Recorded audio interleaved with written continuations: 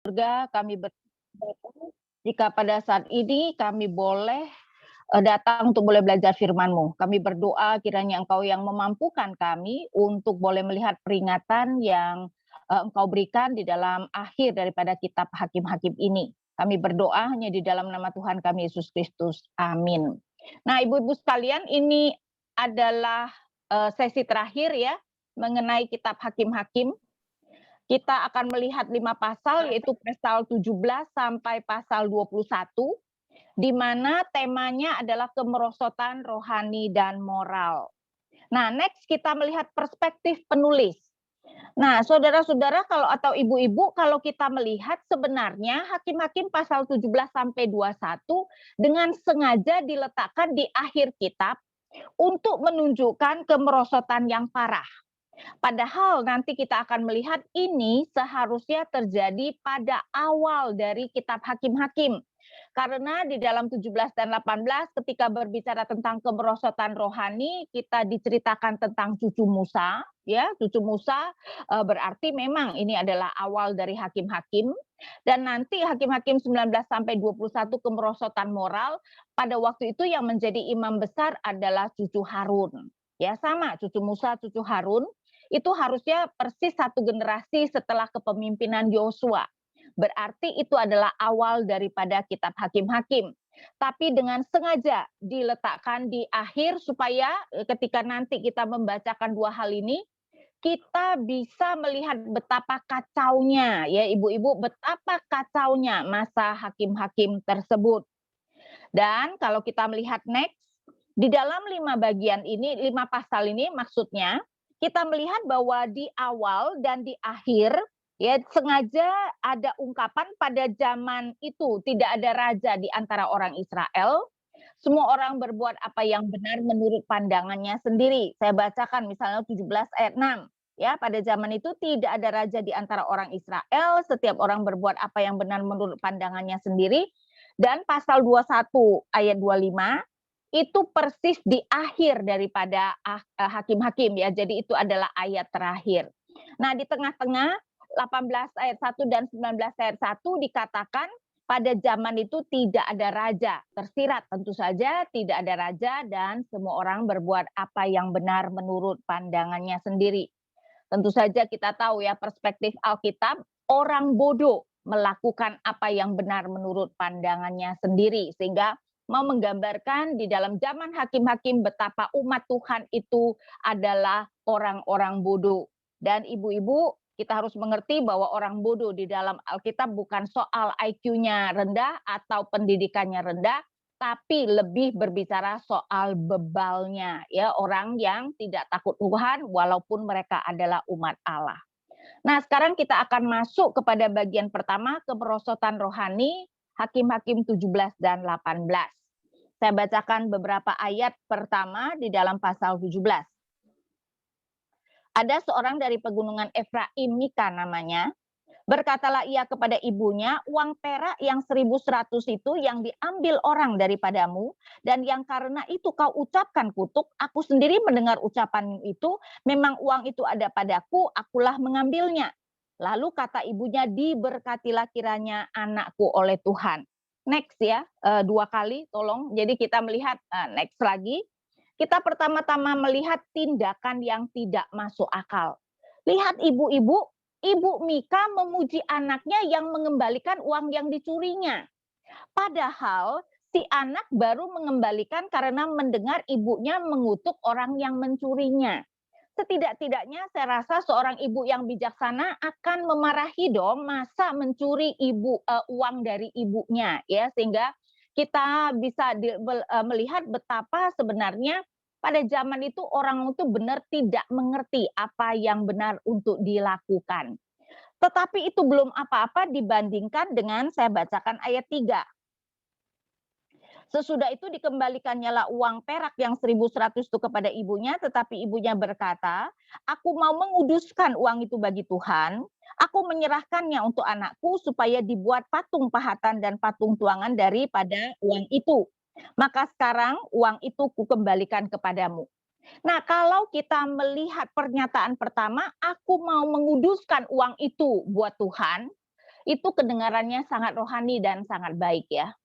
Tetapi coba ibu-ibu, cara dia menguduskannya adalah mau membuat patung pahatan dan patung tuangan. Padahal kalau kita melihat di dalam Ulangan 27, Ulangan 27 itu menceritakan bagaimana nanti ketika Israel sudah sampai ya, umat Israel sudah sampai ke tanah Kanaan, maka mereka harus mengucapkan berkat dan kutuk, dan kita melihat mulai dari ayat 11 LAI memberikan judul ke-12 ucapan kutuk ya. Jadi Ulangan 27 itu memberikan kita 12 ucapan kutuk yang harus diberikan. Dan kutukan yang pertama itu dicatat di dalam Ulangan 27 ayat 15, saya bacakan. Terkutuklah orang yang membuat patung pahatan dan patung tuangan, suatu kekejian bagi Tuhan, buatan tangan seorang tukang, dan yang mendirikannya dengan tersembunyi, dan seluruh bangsa itu haruslah menjawab amin. Ibu-ibu lihat nggak? Ini adalah kutukan pertama, kutukan atau perbuatan yang paling dikutuk Tuhan, yaitu kalau umat membuat patung pahatan dan patung tuangan. Karena kalau kita melihat di dalam hukum kedua, tidak boleh membuat patung apapun, itu bukan soal patung berhala ibu-ibu ya, tetapi tidak boleh membuat patung Allah. Dan sekarang kita melihat bahwa Ibu Mika mau menguduskan uang itu, tetapi dengan cara apa? Dengan cara membuat hal yang paling dibenci oleh Tuhan. Dan ini jelas menunjukkan bahwa ini adalah tindakan yang tidak masuk akal, dan menunjukkan bahwa Ibu Mika tidak mengerti akan firman Tuhan ya, atau tidak mau peduli dengan firman Tuhan. Jadi ini kita sebut sebagai tindakan yang tidak masuk akal. Next, kita kemudian melihat ibadah palsu. Jadi ceritanya si ibu menyuruh anaknya itu membuat patung, dan betul kita melihat apa yang terjadi ayat 4, tetapi orang itu mengembalikan uang itu kepada ibunya. Lalu perempuan itu mengambil 200 uang perak dan memberikannya kepada tukang perak yang membuat patung pahatan dan patung tuangan daripada uang itu. Lalu patung itu ditaruh di rumah Mika. Mika ini mempunyai kuil.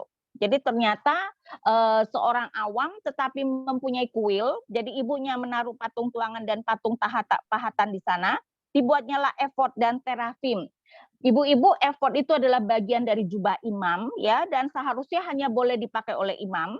Terafim itu adalah patung yang biasanya ada di rumah. Sehingga kita dan kemudian dilihat ditahbiskannya salah satu seorang anaknya laki-laki yang menjadi imamnya.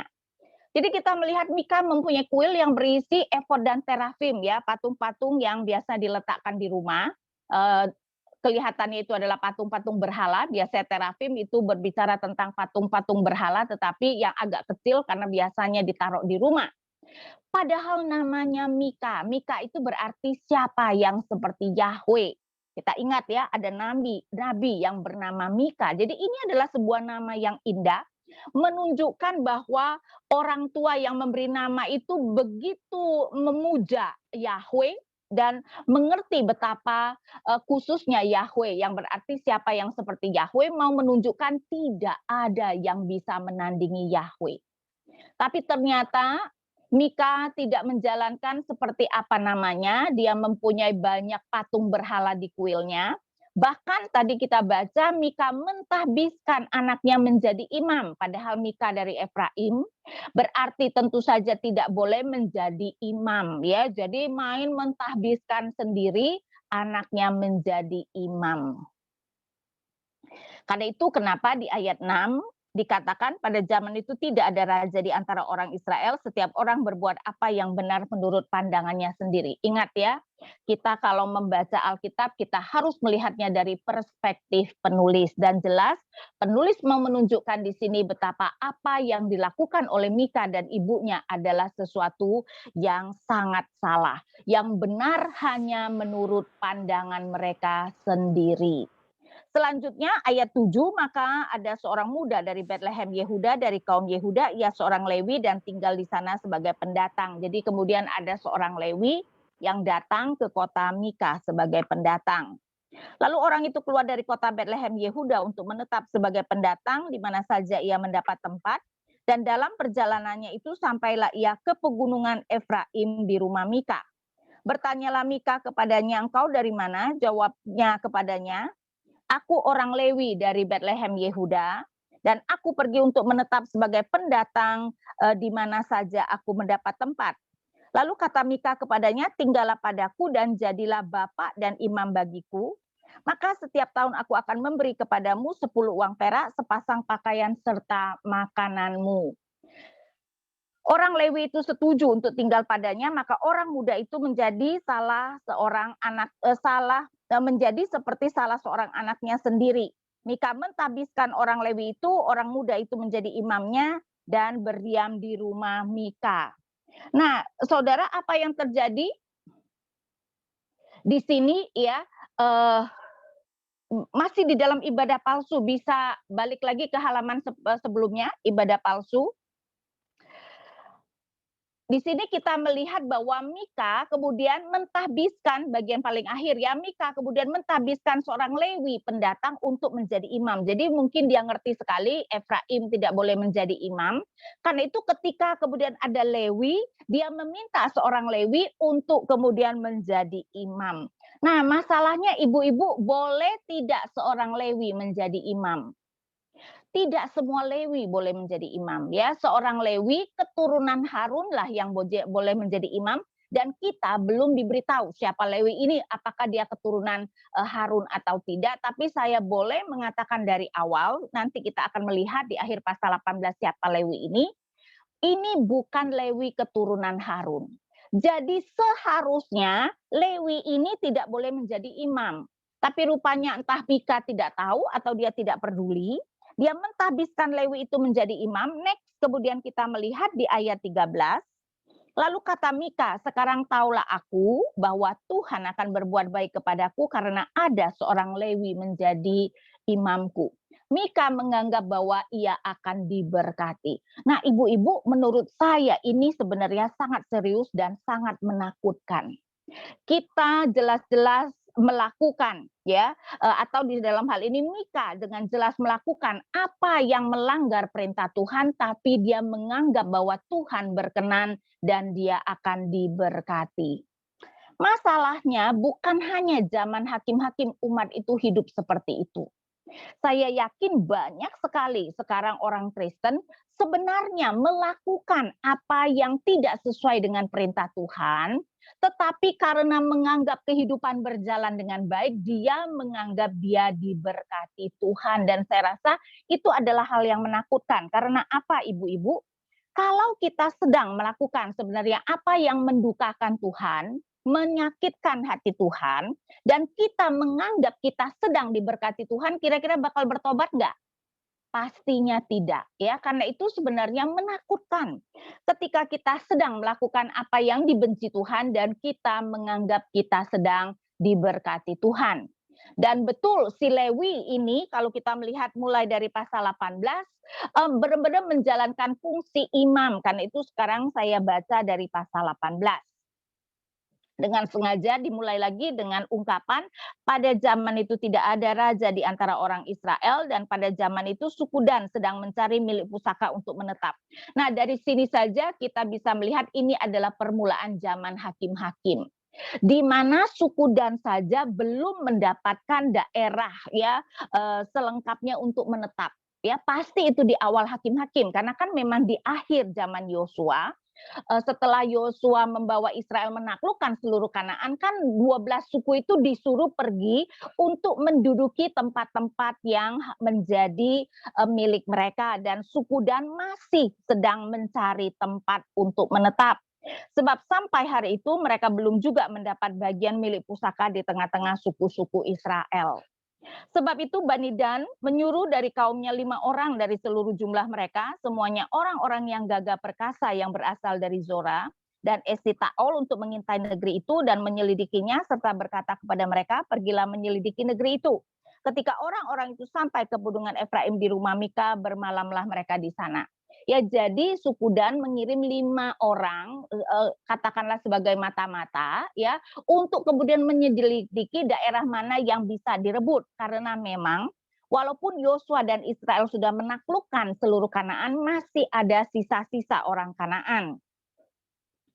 Ayat 3, ketika mereka ada dekat rumah Mika, itu dikenallah mereka logatlah orang muda suku Lewi itu. Lalu singgahlah mereka ke sana dan berkata kepadanya, siapakah yang membawa engkau kemari? Apakah pekerjaanmu dan urusanmu itu? Katanya kepada mereka, begini begitulah dilakukan Mika kepadaku, ia menggaji aku dan aku menjadi imamnya. Lihat ya, imam digaji oleh seorang jemaat, kan aneh sekali ya, sama seperti kita bayangkan kalau sekarang pendeta tapi digaji oleh seorang jemaat. Kata mereka kepadanya, tanyakanlah kiranya kepada Allah supaya kami ketahui apakah perjalanan yang kami tempuh ini akan berhasil. Kata imam itu kepada mereka, pergilah dengan selamat, perjalanan yang kamu tempuh itu dipandang baik oleh Tuhan. Ibu-ibu lihat nggak?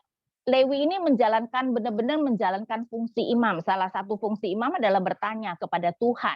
Ya, jadi kita melihat Lewi menjalankan fungsi imam bertanya pada Tuhan bagi 5 orang dan yang diutus, dan sepertinya berhasil. Karena apa?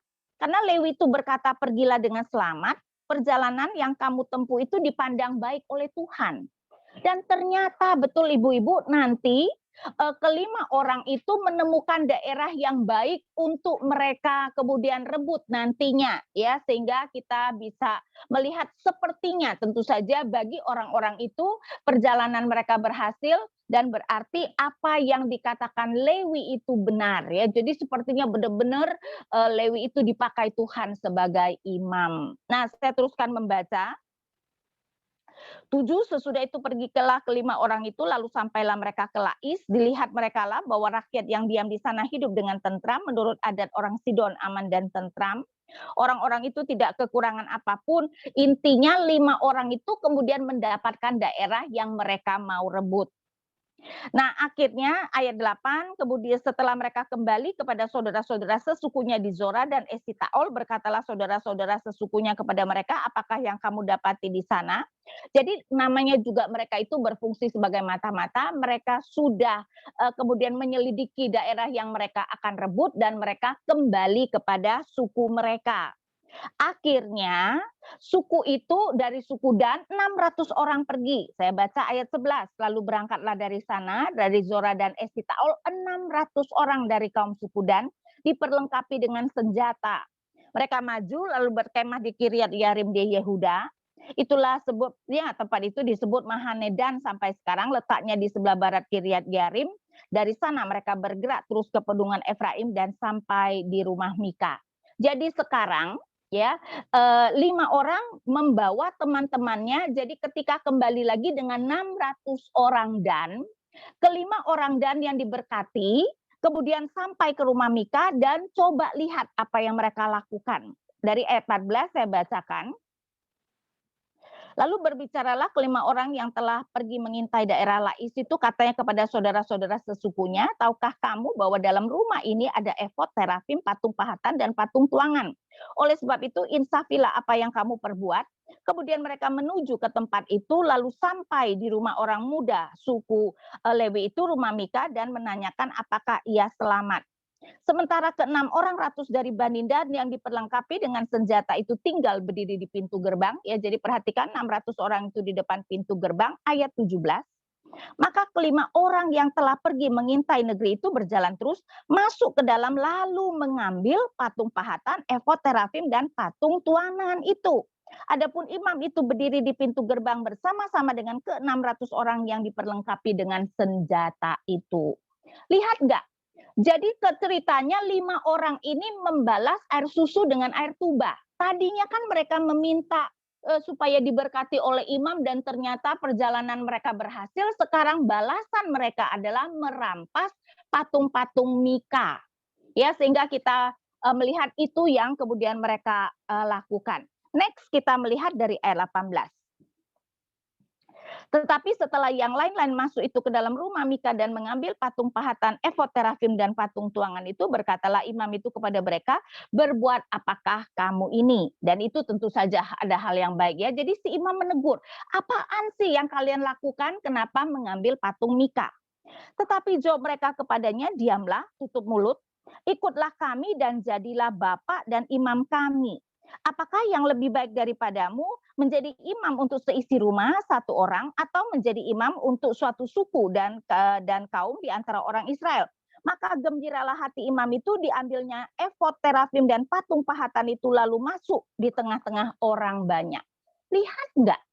Tadinya si Lewi masih menegur orang Dan, tapi kemudian dikasih tahu, daripada kamu cuma jadi imam satu keluarga, kan lebih baik jadi satu imam untuk satu suku. Dan si Lewi pikir, betul juga ya, lebih menguntungkan dong kalau menjadi imam untuk satu suku, dan dia malahan bersama-sama mengambil patung Mika, ya, sehingga jelas ya di sini menunjukkan si imam ini juga tidak mempunyai integritas sama sekali. Kemudian apa yang terjadi? Tentu saja Mika kemudian menjadi kesal, ya. Jadi kita melihat 21, kemudian berbaliklah mereka dan pergi dengan anak-anak, ternak, dan barang-barang yang berharga di tempatnya di depan mereka. Singkat cerita, Mika kemudian mengetahui apa yang terjadi, mau mengambil patung-patung yang dirampas itu. Ya, jadi kalau kita melihat dua-dua ketika mereka telah jauh dari rumah Mika, dikerahkanlah orang-orang dari rumah-rumah yang di dekat rumah Mika, dan orang-orang itu mengejar Bani Dan. Ya, jadi Mika dengan teman-temannya mengejar. Mereka memanggil-manggil Bani Dan, maka berbaliklah orang-orang itu dan berkata kepada Mika, mau apa engkau dengan mengerahkan orang? Lalu jawabnya, Allahku yang kubuat serta imam juga kamu ambil lalu kamu pergi, apakah lagi yang masih tinggal padaku?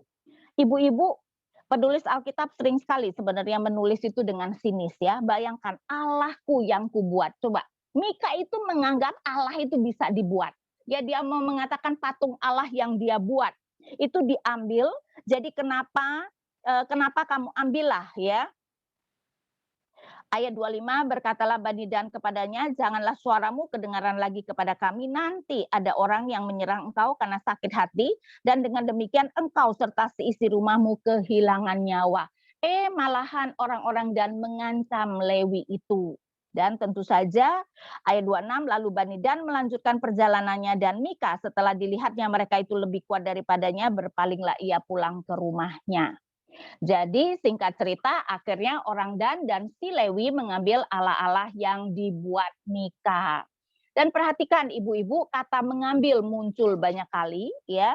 Dan ini menunjukkan permainan kata. Pasal 17 ayat 2 kan sebelumnya si ibu itu berkata, Ibu Mika mengatakan uang perak yang 1.100 itu yang diambil orang daripadaku ya.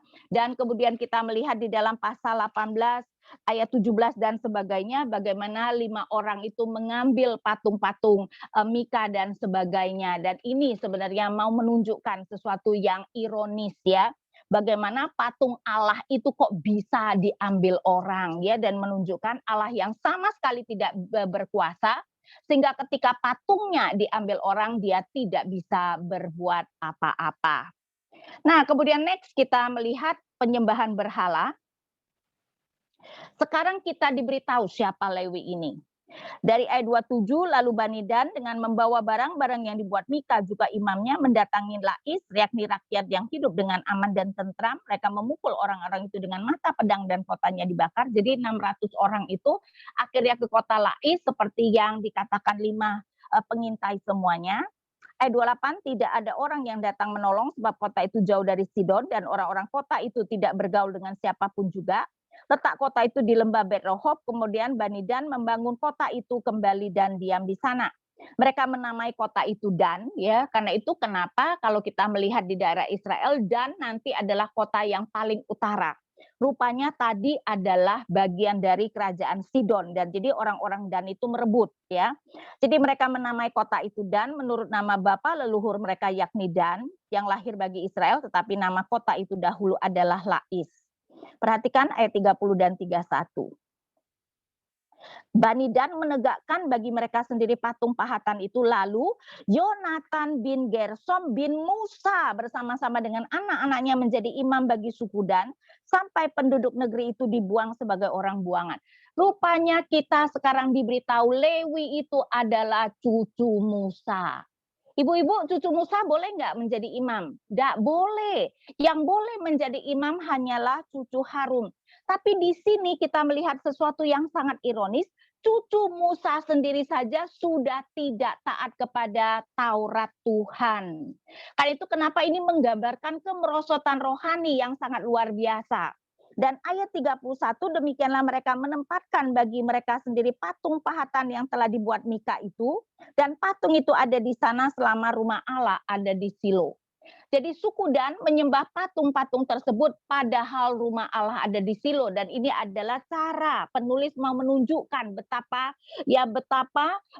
bejatnya atau bebalnya orang-orang itu. Sementara rumah Allah ada di Silo, mereka kemudian menyembah patung-patung yang dibuat oleh Mika tersebut. Dan perhatikan di dalam kedua pasal ini nama Yahweh hanya keluar dari mulut karakter, tetapi penulis tidak memakai nama Yahweh dalam kisahnya. Mungkin mau mengatakan bahwa orang ini bukan penyembah Yahweh, ya. Karena apa? Karena mereka menyembah berhala. Dan di sini kita bisa melihat nggak, ya, ibu-ibu bisa tidak melihat betapa penulis mau menekankan kemerosotan rohani. Semua tokoh yang ada, tidak ada satupun yang melakukan apa yang dituntut oleh Tuhan, ya. Sehingga kita bisa melihat kenapa kisah ini diletakkan di bagian belakang, padahal seperti saya katakan, ini bercerita tentang cucu Musa, berarti ini adalah awal dari zaman hakim-hakim. Ya, sehingga kita bisa melihat kemerosotan rohani. Nah, sekarang kita masuki kisah berikutnya, pasal 19 sampai 21, yaitu kemerosotan moral. Ya, jadi kita melihat next. Nah, kita pertama-tama melihat kerusakan umat Allah, pasal 19. Terjadilah pada zaman itu ketika tidak ada raja di Israel, bahwa di balik pegunungan Efraim ada seorang Lewi tinggal sebagai pendatang. Sekarang Lewi lagi, Lewi itu kan dilihat sebagai hamba Tuhan. Ia mengambil seorang gundik dari Betlehem Yehuda. Coba saudara, dimulai saja sudah tidak benar. Lewi punya gundik. Lebih parah lagi, ayat 2, tetapi gundiknya itu berlaku serong terhadap dia dan pergi daripadanya ke rumah ayahnya. Jadi si gundik berselingkuh dan sesudah itu pulang ke rumah bapaknya. Tapi rupanya si Lewi itu kelihatannya cukup mencintai gundiknya, pergi ke rumah mertuanya untuk membawa gundiknya itu pulang. Ya, sehingga kita melihat seorang Lewi pergi mengajak gundiknya yang menyeleweng pulang kembali.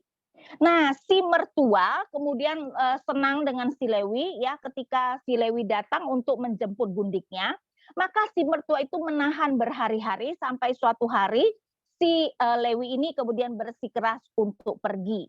Ya, jadi kalau kita melihat akhirnya ayat 8, pada hari yang kelima ketika ia bangun pagi-pagi untuk pergi, berkatalah ayah perempuan muda itu, mari segarkanlah dirimu dahulu dan tinggallah sebentar lagi sampai matahari surut, lalu makanlah mereka keduanya.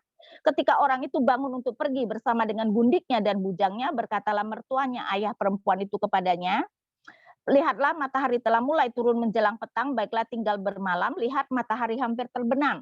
Tinggallah di sini bermalam dan biarlah hatimu gembira, maka besok kamu dapat bangun pagi-pagi untuk berjalan dan pulang ke rumahnya, ke rumahmu. Jadi kayaknya si mertua itu menahan terus, ya, sehingga sudah hari kelima masih mencoba ditahan. Ayat 10, tetapi orang itu tidak mau tinggal bermalam, ia berkemas lalu pergi. Demikianlah sampailah ia ke daerah yang berhadapan dengan Yebus, itulah Yerusalem. Bersama-sama dengan dia ada sepasang keledai yang berpelana dan gundiknya juga. Jadi kan pada zaman kuno tidak aman kalau melakukan perjalanan pada waktu malam. Jadi ketika petang mereka kemudian mau berhenti di salah satu kota. Dan ketika menjelang petang itu mereka sampai di Yebus yang adalah Yerusalem. Tetapi pada waktu itu masih disebut Yebus karena apa? Karena yang mendudukinya masih orang-orang Yebus, ya. Jadi nama Yebus, yaitu Yebus itu sebenarnya adalah Yerusalem. 11, ketika mereka dekat ke Yebus dan ketika matahari telah sangat rendah, berkatalah bujang itu kepada tuannya, marilah kita singgah di kota orang Yebus ini dan bermalam di situ. Tetapi tuannya menjawab, kita tidak akan singgah ke kota asing yang bukan kepunyaan orang Israel, tetapi kita akan berjalan terus sampai ke Gibea. Jadi Lewi tersebut tidak mau tinggal di Yebus yang merupakan kota Kanaan, dan itu tentu saja harusnya memang merupakan keputusan yang berhikmat, ya enggak? Daripada tinggal di kota Kanaan, lebih baik tinggal di kota Yebus. Karena memang pada zaman hakim-hakim, ibu-ibu, banyak kota itu tidak diduduki oleh orang Israel, ya. Jadi banyak kota yang masih diduduki oleh orang Kanaan ataupun bangsa-bangsa yang lain, karena ingat zaman hakim-hakim mereka Israel tidak bersatu, dan karena itu mereka sering sekali kalah perang dan ditindas.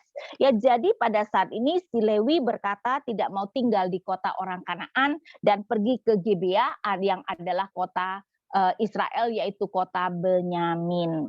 Jadi akhirnya mereka pergi ke Gibea. Dari 13 lalu lagi kata kepada bujangnya, marilah kita berjalan sampai ke sana, salah satu tempat yang di sana, dan bermalam di Gibea atau di Rama. Dan akhirnya sampailah mereka di sana. Ayat 15, sebab itu singgahlah mereka di Gibea, lalu masuk untuk bermalam di situ, dan setelah sampai duduklah mereka di tanah lapang kota.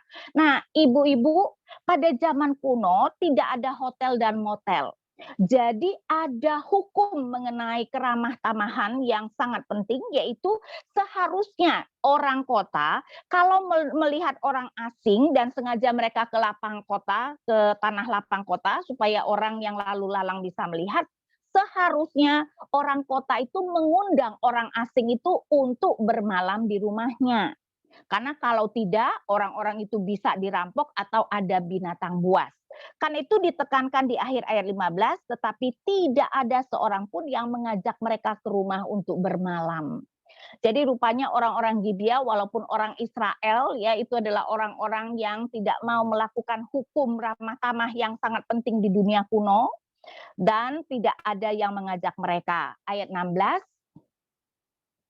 tetapi datanglah pada malam itu seorang tua yang pulang dari pekerjaannya di ladang. Orang itu berasal dari pegunungan Efraim dan tinggal di Gibea sebagai pendatang, tetapi penduduk tempat itu adalah orang Benyamin. Ya, Gibea adalah salah satu kota Benyamin. Ketika ia mengangkat mukanya dan melihat orang yang dalam perjalanan itu di tanah lapang kota, berkatalah orang itu, kemanakah engkau pergi dan dari manakah engkau datang?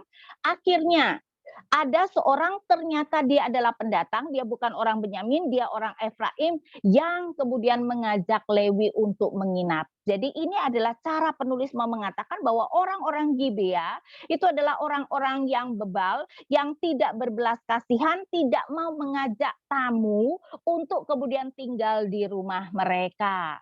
Nah, tentu saja ibu-ibu, ya, kalau zaman sekarang sih kita tidak akan melakukan itu, berbahaya ya, orang asing kita bawa pulang ke rumah. Dan zaman sekarang memang tidak perlu, karena zaman sekarang ke kota apapun bisa tinggal di hotel. Jadi memang kita harus melihat keadaan waktu itu, tidak ada hotel motel di kota-kota, ya. Karena itu kenapa hukum ramah tamah itu kemudian menjadi sangat penting. Nah, sekarang saya baca dari ayat 22. Tetapi sementara mereka mengembirakan hatinya, datanglah orang-orang kota itu, orang-orang Dursila, mengepung rumah itu. Mereka menggedor-gedor pintu sambil berkata kepada orang tua pemilik rumah itu, bawalah keluar orang yang datang ke rumahmu itu supaya kami pakai dia. Lalu keluarlah pemilik rumah itu menemui mereka dan berkata kepada mereka, tidak, saudara-saudaraku, janganlah kiranya berbuat jahat, karena orang ini telah masuk ke rumahku, janganlah kamu berbuat noda. Tetapi ada anakku perempuan yang masih perawan dan juga gundik orang itu, baiklah kubawa keduanya keluar, perkosalah mereka dan perbuatlah kepada mereka apa yang kamu pandang baik, tetapi terhadap orang ini janganlah kamu berbuat noda. Nah, ibu-ibu, ini kelihatannya peristiwa yang mirip tidak? Ini tentu saja peristiwa yang mirip dengan cerita Lot di kota Sodom. Nah, ini adalah cara penulis Alkitab mau mengatakan, walaupun kota Sodom Kanaan sudah dihancurkan Tuhan, ternyata sekarang ada Gibea yang adalah kota Sodom yang baru. Ironisnya, Sodom yang baru ini adalah kota Israel. Ya, sehingga di sini ini adalah cara penulis mau mengatakan betapa ada Sodom yang baru di kota Israel. Sayangnya tidak sama seperti peristiwa Lot, di mana ternyata pendatang itu adalah dua malaikat, maka di sini tidak ada malaikat yang menolong. Kemudian kita melihat next, saya bacakan ayat 25. Tetapi orang-orang itu tidak mau mendengarkan perkataannya, lalu orang Lewi itu menangkap gundiknya dan membawanya kepada mereka keluar. Kemudian mereka bersetubuh dengan perempuan itu semalam-malaman itu, mereka mempermainkannya sampai pagi, barulah pada waktu fajar menyingsing mereka melepaskan perempuan itu. Lihat nggak, si Lewi yang tadinya kelihatannya mencintai gundiknya, sudah berselingkuh tetap dibawa pulang, ternyata sekarang mengorbankan gundiknya demi keselamatannya, ya. Jadi dia melemparkan gundiknya untuk diperkosa supaya dia kemudian bisa selamat. Tapi perhatikan juga ayat 26. Menjelang pagi perempuan itu datang kembali, tetapi ia jatuh rebah di depan pintu rumah orang itu tempat tuannya bermalam, dan ia tergeletak di sana sampai fajar. Ibu-ibu, kalau kita membaca Alkitab, kita harus pintar membaca apa yang tersirat. Lihat tidak apa yang tersirat di sini, ya. Kita melihat bahwa ternyata si Lewi tidak menunggui gundiknya, karena gundiknya sudah di depan pintu rumah pun dia tidak tahu. Padahal si gundik itu kemudian jatuh rebah, itu pasti bukannya pelan-pelan, karena kita tahu nanti dia mati, ya. Jadi pasti sudah benar-benar hampir hampir mati, sehingga tidak mungkin jatuh rebahnya pelan-pelan. Tapi kan juga seharusnya kalaupun jatuhnya pelan-pelan tidak ada suara, saya yakin kalau si Lewi benar-benar mencintai, pastikan sebentar-sebentar menengok apakah gundiknya sudah pulang atau tidak. Sekarang sudah pulang pun dia tidak tahu, rupanya dia tidur nyenyak, tidak memikirkan istrinya itu. Bahkan saya bacakan ayat 27, pada waktu tuannya bangun pagi-pagi, dibukanya pintu rumah dan pergi keluar untuk melanjutkan perjalanannya. Ibu-ibu, si Lewi ternyata bermaksud melanjutkan perjalanannya, tidak mau cari tahu tentang apa yang terjadi pada gundiknya. Tetapi tampaklah perempuan itu gundiknya tergeletak di depan pintu rumah dengan tangannya pada ambang pintu. Berkatalah ia kepada perempuan itu, bangunlah, marilah kita pergi, tetapi tidak ada jawabnya. Lalu diangkatnyalah mayat itu ke atas keledai, berkemaslah ia, kemudian pergi ke tempat kediamannya. Bahkan melihat gundiknya, dan dia berkata, ayo kita berangkat, seakan-akan tidak ada apa-apa yang terjadi, baru tahu ternyata gundiknya sudah mati. Ayat 29, sampai ke rumah, diambilnyalah pisau, dipegangnyalah mayat gundiknya, dipotong-potongnya menurut tulang-tulangnya menjadi 12 potong, lalu dikirimnya ke seluruh daerah orang Israel. Dan setiap orang yang melihatnya berkata, hal yang demikian belum pernah terjadi dan belum pernah terlihat sejak orang Israel berangkat keluar dari tanah Mesir sampai sekarang. Perhatikanlah itu, pertimbangkanlah, lalu berbicaralah. Kenapa dipotong-potong? Rupanya potongan itu dikirim kepada 12 suku dan menceritakan apa yang terjadi, dan ini menggegerkan, ya, menggegerkan Israel, bahwa ternyata, ya saudara, ternyata ada kejahatan yang seperti itu terjadi. Nah, berikutnya kita melihat penghakiman Tuhan pasal 20.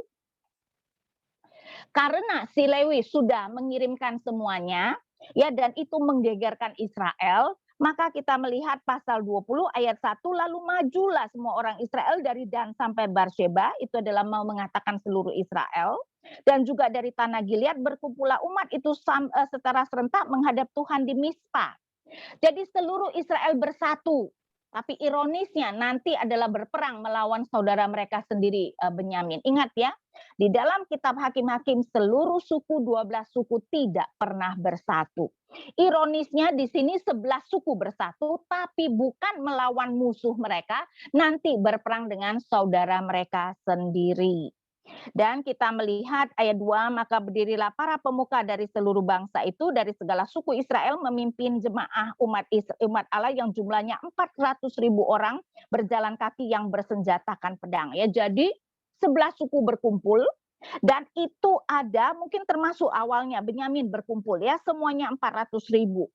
Nah, kemudian ayat 3, kedengarannya kepada Bani Benyamin bahwa orang Israel telah maju ke Mispa, berkata orang Israel, ceritakan bagaimana kejadian itu terjadi. Jadi ceritanya berkumpul dan si Lewi juga diundang. Jadi si Lewi kemudian menceritakan apa yang terjadi, ayat 4. Lalu orang Lewi, suami perempuan itu yang terbunuh itu menjawab, aku sampai dengan gundikku di Gibea, kepunyaan suku Benyamin, untuk bermalam di situ. Lalu warga-warga kota Gibea itu mendatangi aku dan mengepung rumah itu pada malam hari untuk menyerang aku. Mereka bermaksud membunuh aku, tetapi gundikku diperkosa mereka sehingga mati.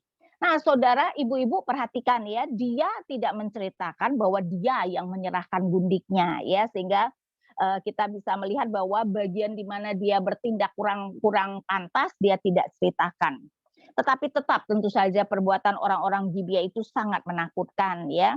Karena itu ayat 6, maka kuambillah mayat gundikku, kupotong-potong dia dan kukirimkan ke seluruh daerah milik pusaka orang Israel.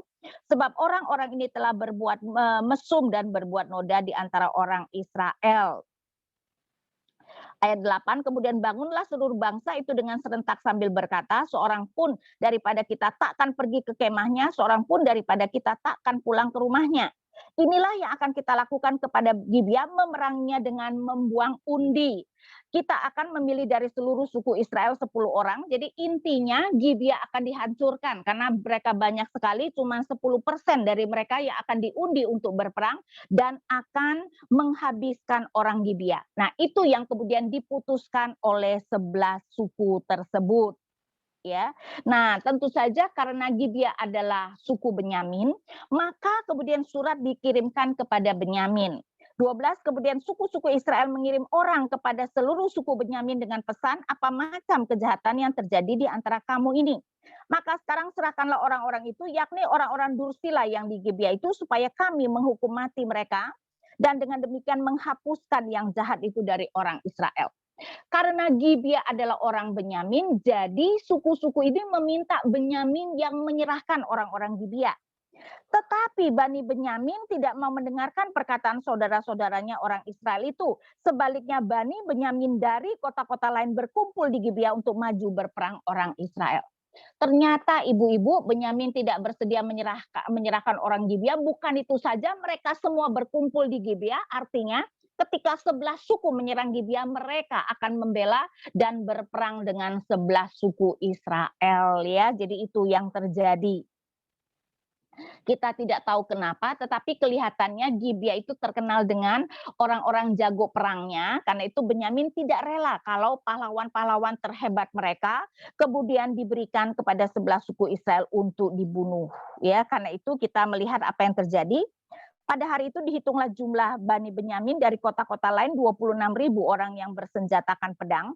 Belum termasuk penduduk Gibea yang terhitung 700 orang pilihan banyaknya. Lihat nggak? Orang Gibea itu digambarkan 700 orang pilihan. 16 dari segala laskar itu ada 700 orang pilihan yang kidal. Dan setiap orang dari mereka dapat mengumban dengan tidak pernah meleset sampai sehelai rambut pun. Ya, jadi dikatakan 700 orang pilihan, kemungkinan yang dimaksudkan adalah orang-orang Gibea. Berarti memang orang-orang Gibea itu adalah pahlawan-pahlawan perang terhebat di suku Benyamin. Kan itu kenapa suku Benyamin tidak mau menyerahkan mereka.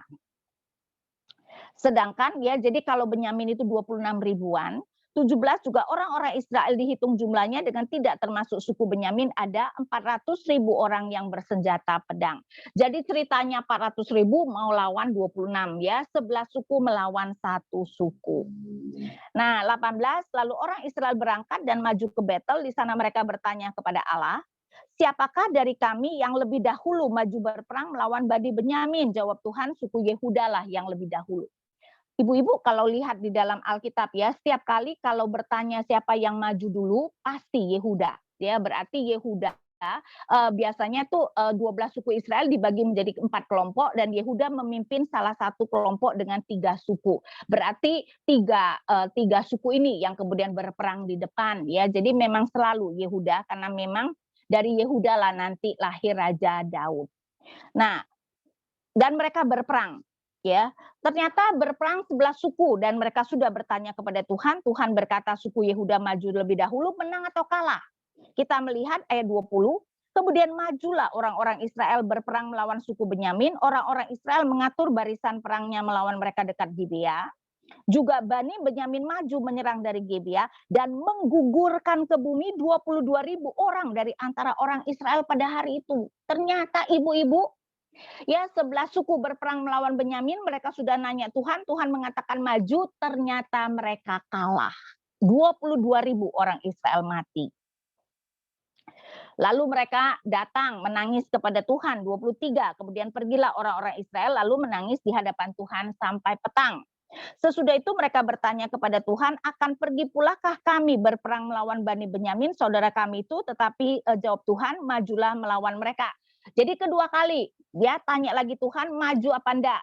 Kata Tuhan maju. Ternyata menang apa kalah? Ternyata masih kalah, ibu-ibu.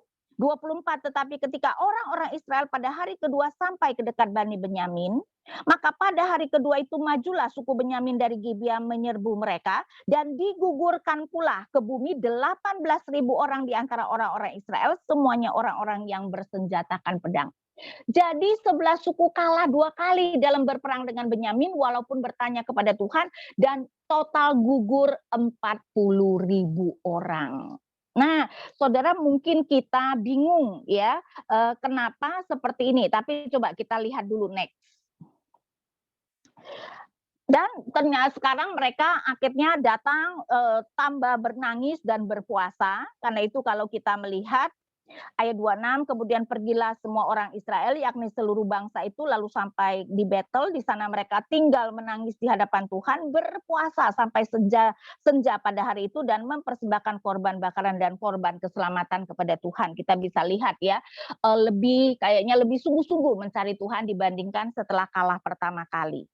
Ayat 27, dan orang-orang Israel bertanya kepada Tuhan, pada waktu itu ada di sana tabut perjanjian Allah, dan Pinehas bin Eliasar bin Harun menjadi imam Allah pada waktu itu. Lihat ya, ada cucu Harun, Pinehas. Berarti sekali lagi ini terjadi pada awal hakim-hakim. Ya, jadi melalui Pinehas mereka bertanya kepada Tuhan, dan kata mereka, haruskah kami maju sekali lagi untuk berperang melawan Bani Benyamin, saudara kami itu, atau haruslah kami hentikan itu? Jawab Tuhan, majulah, sebab besok aku akan menyerahkan mereka ke dalam tanganmu. Akhirnya Tuhan berkata akan menyerahkan Benyamin. Berarti Bapak Ibu, Tuhan tidak salah ketika pertama 2 kali mereka kalah. Mereka kan cuma bertanya, Tuhan maju apa enggak? Enggak nanya loh sama Tuhan, Tuhan kalau maju menang apa enggak ya. Jadi Tuhan tidak salah ya. Tuhan cuma bilang maju, dan akhirnya mereka kalah. Tapi tentu saja kita kan akan berpikir ya, kenapa Tuhan sudah ngomong iya membiarkan mereka kalah. Tapi nanti kita akan menjawab ini di halaman berikutnya.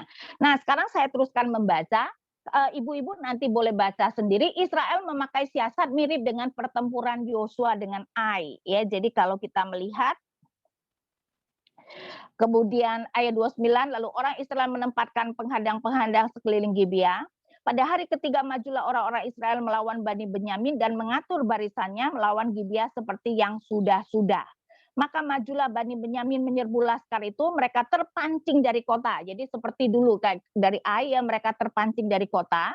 Dan seperti yang sudah-sudah mereka mulai menyerang laskar itu pada kedua jalan raya, yang satu menuju ke Betel dan satu lain ke Gibea melalui padang, sehingga terbunuh beberapa orang, kira-kira 30 orang di antara orang Israel. Maka kata Bani Benyamin, orang-orang itu terpukul kalah oleh kita seperti semula. Karena tadinya 2 kali menang, jadi pede ya. Melihat ada orang Israel terpukul kalah, mereka mengejar. Padahal tetapi orang-orang Israel telah bermufakat terlebih dahulu, marilah kita lari dan memancing mereka keluar dari kota ke jalan-jalan raya. Ya, jadi ceritanya Benyamin terpancing untuk mengejar 11 suku. Jadi orang Israel bangun dari tempatnya dan mengatur barisannya di Baal Tamar, sedang orang Israel yang menghadang itu tiba-tiba keluar dari tempatnya, yakni tempat terbuka dekat Geba.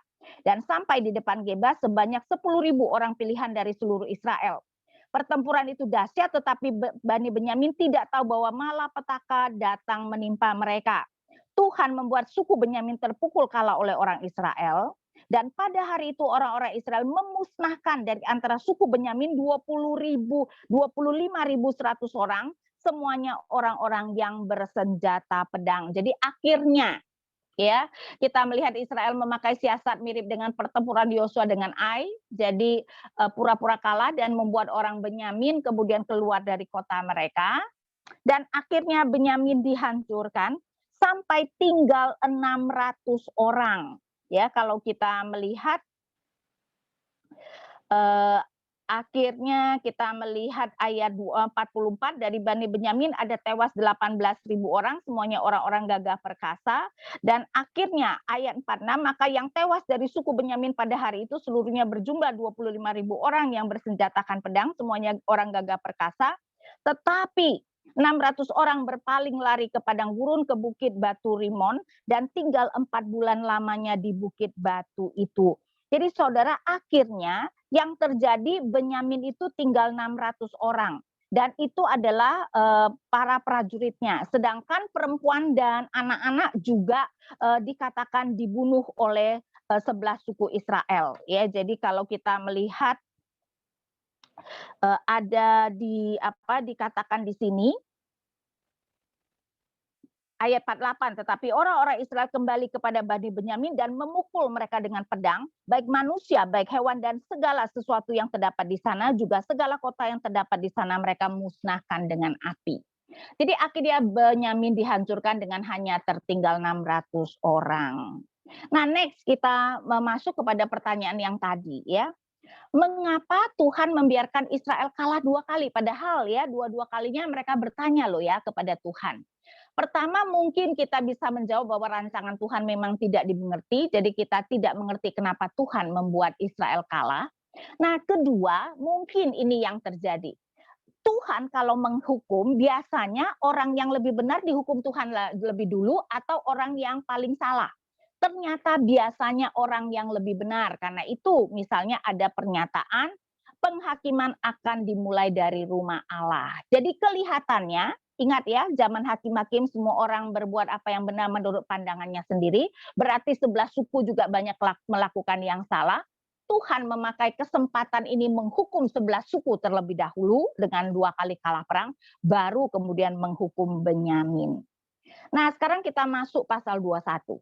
Nah, ibu-ibu ya akhirnya ketiga kalinya berperang mereka menang. Harusnya senang apa enggak? Ternyata setelah menang mereka juga menangis. Jadi memang dilematis ya, kalah menangis, menang juga menangis. Karena itu sekarang kita baca pasal 21. Orang-orang Israel telah bersumpah di Mizpah demikian, seorang pun dari kita takkan pada kita takkan memberikan anaknya perempuan kepada seorang Benyamin menjadi istrinya. Ketika bangsa itu datang ke Betel dan tinggal di situ di hadapan Allah sampai petang, maka mereka pun menyaringkan suaranya menangis dengan sangat keras. Katanya, mengapa ya Tuhan Allah Israel terjadi hal yang begitu di antara orang Israel, yakni hari ini satu suku dari antara orang Israel hilang. Jadi ternyata ibu-ibu, mereka kemudian sedih, mengatakan karena Israel atau Benyamin akan punah. Karena apa? Coba bayangkan ya, dan di sini ditekankan bahwa di ayat 1, bahwa mereka bersumpah tidak ada dari mereka akan memberikan anak perempuan mereka kepada Benyamin. Sekarang Benyamin tinggal 600 laki-laki. Berarti mereka tidak bisa mendapatkan istri dari orang Israel, berarti mereka akan mendapatkan istri mungkin dari orang Kanaan, di mana Tuhan pasti murka, sehingga pasti nanti Tuhan kembali menghukum dan suku Benyamin akan habis, dan karena itu sekarang Israel bersedih. Ya. Jadi Israel bersedih karena Benyamin akan punah, sedangkan umat bersumpah tidak akan memberikan anak perempuan ke Benyamin. Jadi 11 suku kemudian pikir gimana caranya supaya kemudian mereka bisa memberikan istri kepada Benyamin. Maka kita melihat ayat 4, keesokan harinya pagi-pagi maka bangsa itu mendirikan mezbah di situ, lalu mempersembahkan korban bakaran dan korban keselamatan. Dan kemudian mereka mulai memikirkan bagaimana supaya mereka bisa memberikan istri kepada Benyamin dari anak-anak mereka, sedangkan mereka sudah bersumpah tidak akan memberikan. Ayat 7, apakah yang dapat kita lakukan kepada orang-orang yang tinggal di dalam hal mencarikan istri, karena kitalah yang bersumpah demi Tuhan untuk tidak memberikan seorang pun dari anak-anak perempuan kita kepada mereka menjadi istri. Sebab itu berkatalah mereka, dari suku-suku Israel adakah satu yang tidak datang menghadap Tuhan di Mizpah? Lalu tampaklah bahwa dari Yabes Gilead tidak ada seorang pun yang datang ke perkemahan jemaah itu. Nah, jadi pikir kemudian mereka berkata, dulu nih ya, dari awal Ketika kita meminta seluruh, suku-suku berkumpul di Mizpa, ada tidak kota yang tidak datang? Ternyata ada, yaitu kota Yabes Gilead. Jadi, sekarang apa yang mereka lakukan? Ayat 9, lalu diperiksa jumlah bangsa itu dan tampaklah tidak hadir seorang pun dari penduduk Yabes Gilead. Maka perkumpulan itu menyuruh ke situ 12.000 orang dari antara orang gagah perkasa dengan memerintahkan kepada mereka demikian. Pergilah pukullah penduduk Yabes Gilead dengan para pedang, juga perempuan-perempuan dan anak-anak. Itu adalah kota Israel sendiri ya ibu-ibu ya, karena tidak berkumpul sebenarnya memang masuk akal kalau disuruh berkumpul tidak berkumpul diberikan sanksi itu masuk akal. Tapi ini terlalu berat sanksinya. Seluruh kota dibasmi kecuali anak-anak perawan. 11. Tetapi perbuatlah begini hanya semua laki-laki sajalah dan semua perawan yang telah pernah tidur dengan laki-laki harus kamu tumpas.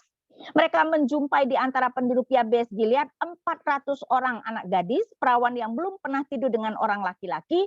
Lalu gadis-gadis itu dibawa mereka ke perkemahan di Silo di tanah Kanaan. Jadi dari kota Yabes Gilead yang adalah kota Israel, akhirnya mendapat 400 gadis untuk diberikan kepada Benyamin. Ya, saudara. Tapi ibu-ibu 400, sedangkan laki-laki Benyamin ada 600. Jadi pikir lagi gimana ya kita bisa mendapatkan 200 gadis itu. Karena itu kemudian mereka berpikir seperti ini.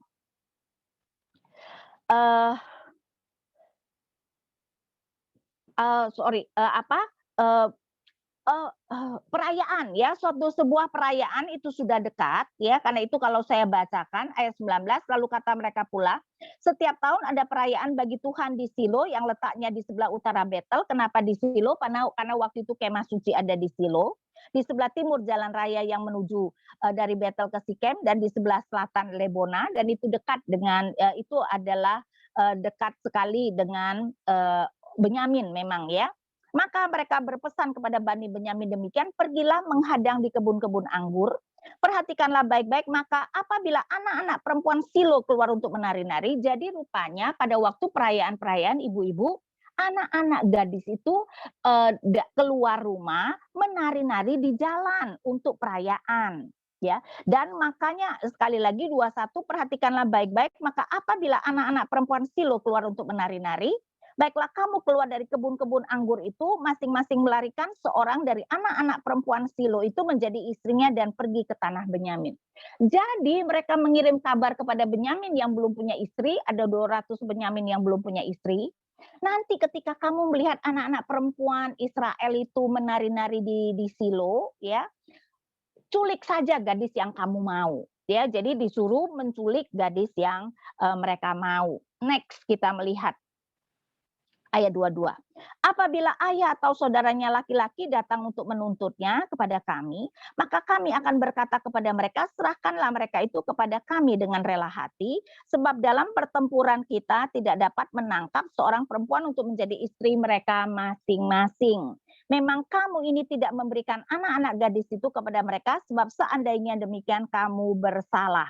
Jadi Bani Benyamin berbuat demikian, dari gadis-gadis yang menari-nari yang dirampas itu mereka mengambil perempuan, jumlahnya sama dengan jumlah mereka, kemudian pulanglah mereka ke milik pusakanya, lalu membangun kota-kotanya kembali dan diam di sana. Jadi ibu-ibu untuk 200 gadis yang masih diperlukan Benyamin, mereka diminta untuk menculik gadis-gadis Silo yang menari menjambut perayaan.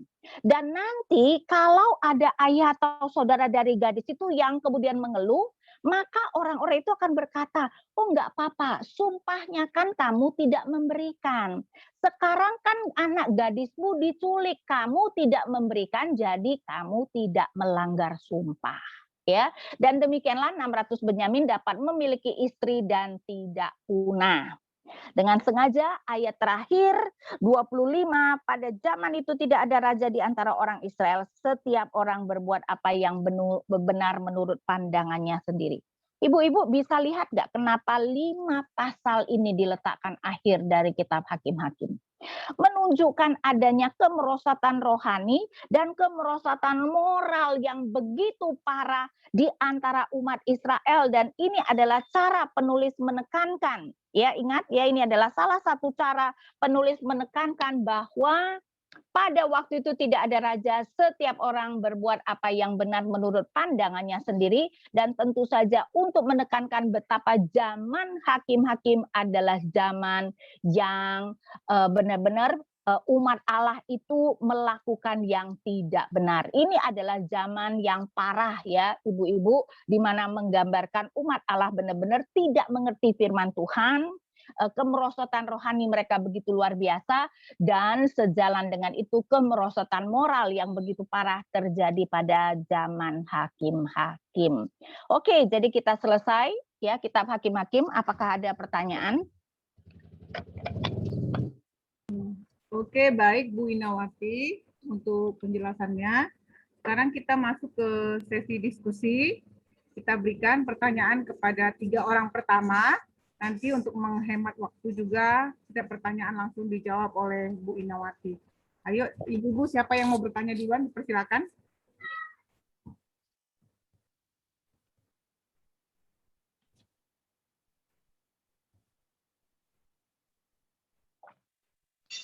Saya, Bu. Ayo silakan. Oke, silakan Ya. Kak. Ini ada 2 mau saya tanya. Yang pertama-tama dari mulai yang tadi pasal 16 itu, yang Mika dengan Lewi, mereka sama sekali tidak ada bicara tentang Tuhan dan tentang aturan Tuhan. Tapi ketika mereka mau bertempur, mereka kok tiba-tiba bisa bicara tentang Tuhan ya, Bu? Kemudian mereka bertanya kepada Tuhan, kami maju atau enggak, atau kenapa kelihatannya, padahal itu kan satu jalur ceritanya, tetapi pada saat mereka bertempur, mereka baru ingat sama Tuhan. Yang kedua, yang kedua, ya saya lihat di sini, apakah memang begitu nasib perempuan zaman dulu ya, Bu? Ini kan sebenarnya kan suku Israel ini mereka bersaudara, tapi kan saling bunuh-membunuh. Nah, perempuan-perempuan itu langsung diambil, langsung dijadikan istri. Emang begitu nasib perempuan zaman dulu ya, Bu? Oke, pertama walaupun memang 17-18 itu dengan sengaja diletakkan berdampingan dengan 19 sampai 21, tapi itu 2 kisah yang berbeda, Bu. 17-18 kan lebih ke arah kisah pribadi. Ya, sehingga itu kan cuma berbicara tentang si Mika dengan si Lewi dengan suku Dan. Bukan berarti sebenarnya mereka tidak tahu, mereka bertanya pada Tuhan. Si imam si Lewi kan ketika berfungsi juga kan disuruh bertanya kepada Tuhan. Jadi bukannya mereka tidak mengerti ya. Jadi kalau kita ingat di dalam pasal 18 ya, mereka ayat 5 kata mereka kepadanya, tanyakanlah kiranya kepada Allah supaya kami ketahui apakah perjalanan yang kami tempuh ini akan berhasil. Jadi mereka juga kalau ada apa-apa yang penting juga bertanya kepada Allah. Cuman sekali ini yang ditanya adalah si Lewi yang sebenarnya bukan keturunan Harun ya. Jadi kalau di kemudian pasal 19 sampai 21 mereka bertanya kepada Allah ya sebenarnya tidak mengherankan. Ya, jadi kalau soal bertanya kepada Allah mungkin mereka mengerti, mereka perlu bertanya kepada Allah. Nah, kemudian apakah nasib perempuan seperti itu? Kan ini zaman hakim-hakim. Kita harus melihat bahwa apa yang mereka lakukan ya tidak benar. Jadi tidak berarti bahwa ini selalu terjadi ya, bahwa kalau mau ngambil istri merampas anak perempuan lain ya enggak lah. Ini saking mereka bingung gimana caranya supaya suku Benyamin kemudian tidak sampai punah sehingga suku Benyamin itu bisa mendapat istri orang Israel. Kita tentu saja tidak boleh menganggap bahwa ini adalah cara yang lazim bagi orang itu untuk mendapatkan istri pada zaman itu. Oke, masih ada pertanyaan? Oke, jelas ya Kak ya. Penanya kedua. Satu Kak Rosinta. Oke Kak Surti, silakan Kak. Terima kasih Kak. Terima kasih buat Bu Ina atas penjelasannya. Tadi kan Ibu bilang penghakiman itu diawali dari rumah Tuhan. Jadi memang dulu memang pernah kan Bu, istilahnya kan aku itu kan merasa bahwa suamiku itu kan salah. Dia yang istilahnya gak benar lah dalam hatiku. Terus pernah kami nggak cakapan 6 hari ya, 6 hari itu seminggu gitu. Jadi orang aku merasa aku benar, dia yang salah. Jadi tiba-tiba hari ke-7 kakiku terkilir dibuat kawanku satu kerja. Jadi mau nggak mau aku harus hubungi suami karena kan kakiku terkilir dari buahnya. Jadi aku kadang situ aku coba kenapa kok harus aku yang duluan gitu, seharusnya dia yang seharusnya minta maaf, dia yang duluan. Jadi terpaksa aku telepon dia, aku dibuat terkilir sama si Anu, terus langsung cepat datang memang dia, terus langsung dihajarnya itu temanku itu, terus habis itu langsung dibawa berobat. Terus nggak gitu lama ada pendeta kami kan pas lagi ibadah, jadi di situ kan di khotbah itu dibilang janganlah marahmu itu belum mereda sampai besok-besoknya, harus matahari terbenam udah reda marahnya. Jadi loh, aku itu kemarin sampai 6 hari sampai seminggu. Oh, pantas lah ya aku ditegur Tuhan, sementara maksudnya kita kan merasa benar, kok aku yang ditegur Tuhan ya gitu, maunya seharusnya dia gitu. Jadi ya juga ya, terus sering juga kan gitu kan Bu, kadang kan namanya dulu kan belum apa juga, masih sama-sama keras, jadi kita merasa kita benar, kita apa gitu, tapi tiba-tiba pas lagi kita malam-malam baca firman Tuhan, ampunilah musuhmu, terus dalam hatiku ya sini dibilang Tuhan ampuni musuh, sementara aku tadi berantem sama suami, masa nggak diampuni, jadi terpaksa mengalah. Jadi dari situ juga mengalah kok gitu ya, kadang dulu memang apa gitu, kok gitu ya, kenapa penghakiman itu, maksudnya apa karena kita yang mengetahui isi Alkitab maka kita yang ditegur Tuhan atau gimana Bu? Kadang kan seringkali kayak gitu kan. Secara umum memang begitu, secara umum ya, walaupun Tuhan tentu saja tidak selalu begitu, karena itu kan Ibrani mengatakan Tuhan menghajar anak yang dikasihinya.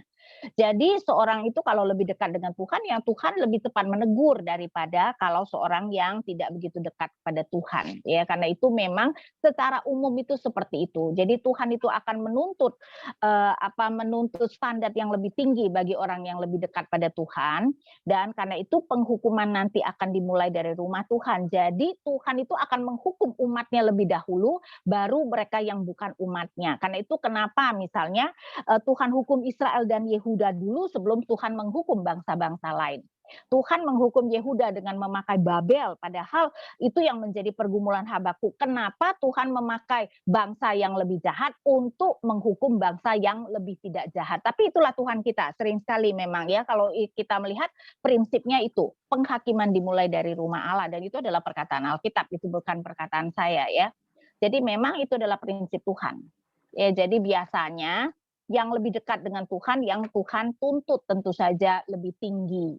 Dan itu masuk akal dong, karena kan seharusnya dong kalau kita lebih dekat kepada Tuhan, kita ya seharusnya memang melakukan lebih baik daripada mereka yang tidak begitu dekat dari Tuhan. Kan harusnya begitu.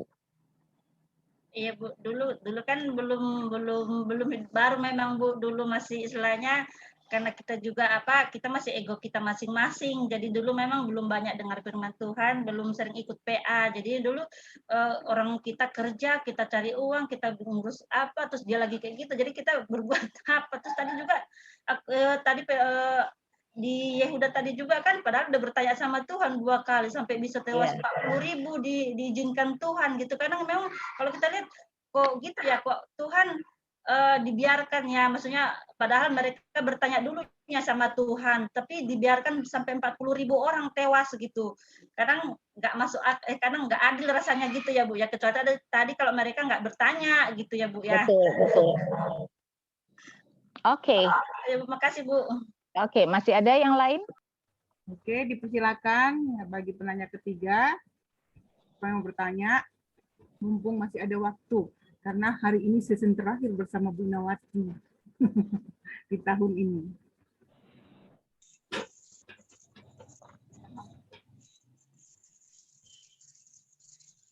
Ayo ibu-ibu, apakah masih ada pertanyaan? Aku Bu. Iya, silakan. Oke, disilakan. Ya, salam kenal Bu. Aku Melin baru purba. Iya. Ya, ini aku mau tanya yang hakim-hakim 18 kan tertera di sini, ia menggaji aku dan aku menjadi imamnya. Itu apa itu Bu dengan implementasinya sekarang, bahwa pendeta kan kita tahu digaji dan aku menjadi imamnya. Apakah harus digaji baru menjadi imamnya atau gimana Bu? Atau memang dari hatinya gitu? Itu penjelasan. Pertama-tama zaman hakim kan digambarkan bahwa mereka tidak melakukan yang benar. Jadi tindakan tokoh-tokoh ini bukan untuk diteladani. Ini adalah tindakan yang harusnya menjadi peringatan bagi kita. Mana boleh sih seorang jemaat menggaji hamba Tuhan? Kan tidak masuk akal. Tapi kalau gereja yang menggaji ya tidak menjadi masalah. Karena kan Paulus berkata seorang yang bekerja ya tentu saja pantas untuk mendapatkan bayaran ya. Jadi tidak pantas dong kalau hamba Tuhan itu digaji oleh seorang jemaat. Nah, hamba Tuhan ya digaji oleh gereja. Ya, sehingga hati-hati di apa yang dilakukan tokoh-tokoh dalam kitab Hakim-Hakim kebanyakan itu salah. Jadi karena itu kita tidak boleh meneladani. Ya, makasih Bu. Oke. Oke, terima kasih. Om Jeremy udah ya, cukup terus. Kita sekarang masih ada waktu. Kita masih punya waktu ya. Jadi kita buka sesi kedua lagi. Dipersilahkan untuk pertanyaan pertama. Ya, saya ya. Selamat sore, Ibu Ina. Selamat sore, Bu. Ya. Setelah membaca dan mendengar pemaparan dari Ibu Ina tentang kitab Hakim-Hakim ini, betapa mengerikannya memang ya zaman itu gitu Bu. Dan demikian Alkitab itu memaparkan demikian tuntas gitu, tanpa tedeng aling-aling gitu. Yang mau saya tanyakan Bu, pada zaman hakim-hakim itu adakah yang orang benar gitu Bu? Melihat mengerikannya gitu keadaan itu Bu. Tentu saja ada, karena itu kan kita diberitahu ada hakim-hakim yang dipakai Tuhan kan, Deborah, Ehud, Otniel dan sebagainya. Tentu saja Bu, ada orang-orang benar, cuman mayoritas tidak benar. Tapi ya pasti ada yang benar. Nanti ada Samuel. Samuel itu adalah hakim yang terakhir, walaupun tidak diceritakan dalam kitab Hakim-Hakim. Samuel itu dikenal sebagai hakim yang terakhir. Ruth terjadi pada zaman hakim-hakim. Jadi ada orang benar seperti Naomi dan ternyata akhirnya Ruth orang Moab menjadi percaya. Di kitab Ruth juga ada Boas misalnya. Tentu saja Bu, ada orang benar, cuman orang benarnya sedikit. Jadi mayoritas umat Allah kemudian yang diceritakan melakukan hal-hal yang mengerikan seperti yang kita lihat di zaman hakim-hakim. Ya, tapi pasti ada orang benar. Cuman memang di dalam seluruh PL dari zaman hakim-hakim sampai nanti zaman nabi-nabi, orang benarnya itu sedikit sekali. Umat Allah, mayoritas dari umat Allah tidak sungguh-sungguh percaya kepada Allah dan disebut sebagai orang fasik. Ya, jadi maksudnya di antara umat Allah sendiri orang benarnya itu sedikit. Karena itu misalnya di zaman nabi-nabi mereka disebut yang sisa, yaitu segelintir umat yang setia tidak menyembah berhala di tengah-tengah mayoritas umat yang menyembah berhala. Ya, jadi selalu ada orang benar tapi kelihatannya sedikit sekali. Makasih banyak Bu Ina. Oke, lanjut bagi ibu-ibu yang mau bertanya lagi dipersilakan. Saya Ibu mau bertanya, bisa? Ya, silakan. Oke. Ya. Makasih Ibu Ina untuk pemaparannya pada sore hari ini. Ada satu hal yang mau saya tanyakan di sini ya. Cukup sadis sebenarnya ya pada zaman hakim-hakim ini ya. Saya aja agak ini gitu mendengarnya gitu. Apalagi yang di Hakim-Hakim 19 itu yang ayat 29 ya. Ternyata pada zaman itu ada juga mutilasi ya, saya pikir bukan aja pada zaman sekarang ya. Mulai zaman dulu juga udah ada mutilasi gitu.